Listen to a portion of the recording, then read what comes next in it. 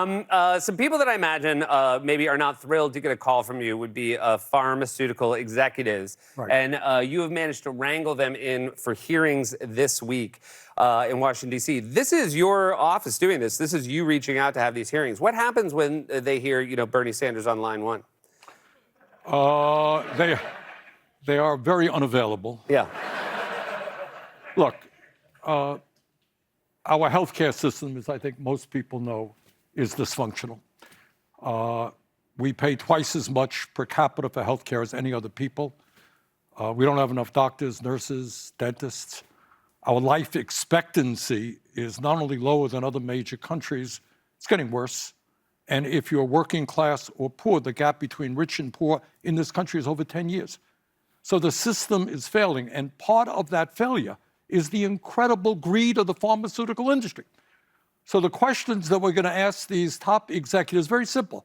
Why in God's name are you charging us in some cases 10 times more for the same bloody drug that you sell to people in Canada or in Europe? 10 times more.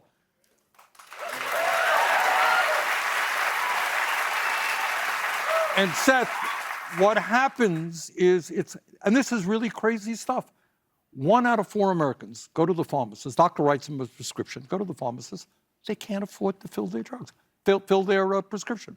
So what happens to those people? They end up getting sicker. Maybe they end up in the emergency room. Maybe they end up in the hospital. At great expense to the system, financial expense, not to mention human suffering and sometimes death. So what you got is, like many other entities in Washington, you have a pharmaceutical industry which has unlimited amounts of money. They made $110 billion in profits last year.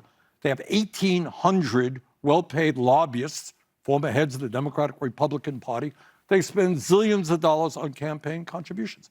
But I think what the American people, whether they're Republican, Democrat, or Independent, want us to do is say, stop the bloody greed, substantially lower prescription drug prices in America.